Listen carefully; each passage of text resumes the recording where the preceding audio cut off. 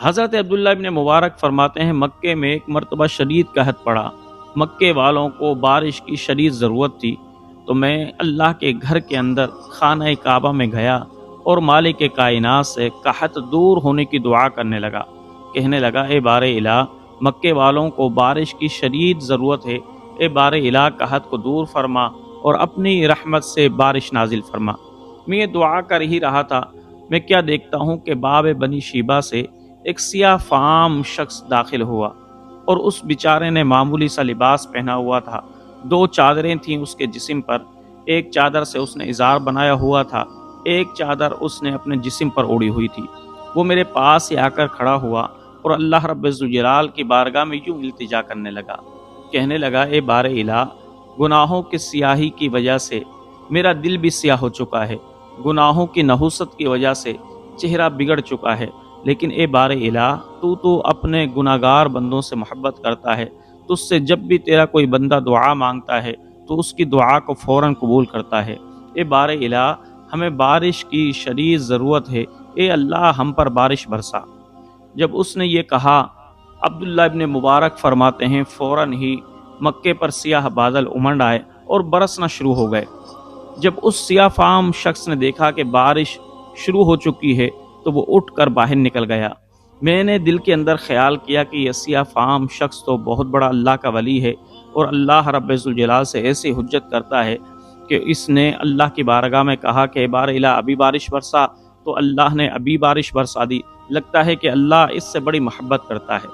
جب وہ جانے لگا تو میں نے اس کا پیچھا کیا اور اس کا تعاقب کیا، وہ جس گھر کے اندر داخل ہوا میں نے وہ گھر دیکھ لیا۔ اب میں دل کے اندر سوچنے لگا کہ چلو ابھی تو رات ہو گئی ہے، صبح میں اس سے ملاقات کروں گا۔ اب میں واپس اپنے دوست حضرت فضیل بن عیاض کے پاس لوٹا۔ جب اس نے میرا اداس چہرہ دیکھا تو مجھ سے پوچھا اے عبداللہ ابن مبارک، کیا ہوا، تم اداس نظر آ رہے ہو؟ تو میں نے کہا اے فضیل بن عیاض، ہم سے تو ایک سیاہ فام شخص بازی لے گیا، لگتا ہے کہ یار نے اب اس سے یاری لگا لی ہے۔ عبداللہ ابن مبارک یہ کہہ کر اور کمرے میں جا کر سو گئے۔ صبح ہوئی تو صبح آپ اس شخص کے مکان پر پہنچے تو آپ کیا دیکھتے ہیں کہ وہاں پر ایک بوڑھا شخص بیٹھا ہوا ہے اور اس نے حضرت عبداللہ ابن مبارک کو پہچان لیا۔ وہ کہنے لگا اے ابا عبد الرحمن، آپ یہاں پر کیسے آئے؟ تو میں نے کہا کہ مجھے غلاموں کی ضرورت ہے، میں چاہتا ہوں مجھے کوئی غلام مل جائے۔ تو وہ بوڑھا شخص کہنے لگا میرے گھر کے اندر بہت سارے غلام ہیں، میں غلاموں کو بلاتا ہوں، تم جس کو چاہو خرید لو۔ پھر اس نے ایک سیاہ فام غلام کو بلایا جو بڑا ہی طاقتور تھا۔ وہ بوڑھا کہنے لگا کہ اے عبداللہ ابن مبارک، آپ اس غلام کو خرید لو، یہ بہت کام کرتا ہے۔ میں نے کہا نہیں، مجھے یہ غلام نہیں چاہیے، دوسرا غلام دکھاؤ۔ اس طریقے سے وہ غلام دکھاتا رہا اور میں منع کرتا رہا۔ آخر میں اس نے ایک کمزور سے سیاہ فام شخص کو بلایا، وہ اندر سے نکلا۔ عبداللہ ابن مبارک فرمانے لگے کہ مجھے یہ غلام چاہیے۔ تو وہ بوڑھا کہنے لگے عبداللہ ابن مبارک، میں اس کو نہیں دے سکتا، اس لیے کہ یہ تو بڑا ہی نیک ہے، میں نے تو اس کو گھر کے اندر حصول برکت کے لیے رکھا ہوا ہے، تجھے پتہ ہے یہ اپنے ہاتھ سے خود محنت کرتا ہے اور جو محنت سے اس کو پیسے ملتے ہیں اسی سے روٹی کھاتا ہے، اور اگر یہ محنت کرے اور وہ چیز نہ بکے تو پھر یہ کھانا بھی نہیں کھاتا، اس دن بھوکا رہتا ہے۔ اے عبداللہ ابن مبارک، میں تو اس کو نہیں بیچ سکتا۔ تو میں نے کہا کہ میں سفیان ثوری، فضیل بن عیاض کے پاس خالی ہاتھ نہیں لوٹنا چاہتا، اے بابا مجھے یہ غلام فروخت کر دو۔ جب اس نے میرا یہ اصرار دیکھا تو میرے ہاتھوں وہ غلام فروخت کر دیا۔ اب میں اس غلام کو لے کر جانے لگا تو پیچھے سے اس غلام نے مجھے چلتے چلتے آواز لگائی، اے مالک۔ تو میں نے کہا لبیک۔ تو وہ غلام کہنے لگا کہ آپ لبیک نہ کہیں، لبیک تو مجھے سزاوار ہے کہ میں آپ کو کہوں، اس لیے کہ آپ میرے مالک ہیں۔ تو حضرت فضیل بن عیاض نے کہا کہ پوچھو، کیا پوچھنا چاہتے ہو؟ تو وہ غلام کہنے لگا کہ آپ نے سارے غلاموں کو چھوڑ کر مجھے کیوں منتخب کیا؟ تو میں نے اس غلام سے کہا کہ آپ بڑے ہی مبارک غلام ہو، نیک ہو، اس لیے میں نے تجھے منتخب کیا ہے۔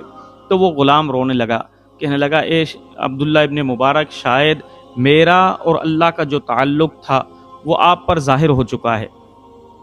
تو عبداللہ ابن مبارک نے خاموشی اختیار کی۔ وہ غلام اصرار کرنے لگا، اے عبداللہ بن مبارک، تجھے رب کا واسطہ ہے، بتا کہ تو میرے راز سے واقف ہو گیا ہے؟ عبداللہ ابن مبارک نے کہا، ہاں میں تیرے راز سے واقف ہو گیا ہوں۔ بس اس غلام نے یہ سنا اور کہا کہ عبداللہ ابن مبارک، سامنے مسجد ہے، اب مجھے کچھ نماز پڑھنے دو۔ تو میں نے کہا کہ نہیں، فضیل بن عیاض کا گھر قریب ہی ہے، وہاں نماز پڑھ لینا۔ تو وہ غلام کہنے لگا، اے عبداللہ ابن مبارک، شاید اتنی دیر زندگی وفا کرے یا نہ کرے، آپ مجھے یہاں پر ہی نوافل پڑھنے دو، رات میرے کچھ نوافل رہ گئے تھے۔ عبداللہ ابن مبارک نے اس غلام کو اجازت دے دی۔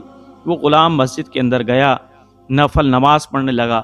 جب نفل نماز مکمل ہو گئی تو وہ عبداللہ ابن مبارک کو پکارنے لگا، اے عبداللہ ابن مبارک، تجھے کوئی کام ہے تو بتا دے، ورنہ میں اپنی منزل پر واپس جا رہا ہوں۔ عبداللہ ابن مبارک نے کہا کہ اللہ کے بندے، کون سی منزل پر جا رہا ہے؟ تو وہ غلام کہنے لگا، میری جو آخرت منزل ہے میں وہاں پر جانا چاہتا ہوں، اور میں اللہ رب ذوالجلال سے دعا کر رہا ہوں کہ بار الہ، اب میرا راز افشاں ہو چکا ہے، جو تعلق میرا اور تیرا تھا وہ مخلوق پر ظاہر ہو چکا ہے۔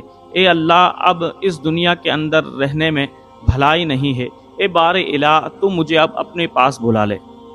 جب اس غلام نے یہ کہا، عبداللہ ابن مبارک فرماتے ہیں، میں نے اس سے کہا کہ نہیں، تم نہیں جاؤ، تم میرے پاس ہی رہو، میں تیری شادی بھی کراؤں گا، تجھے گھر بھی لے کر دوں گا، تیرے اخراجات بھی برداشت کروں گا، اور میں تیری خدمت بھی کروں گا۔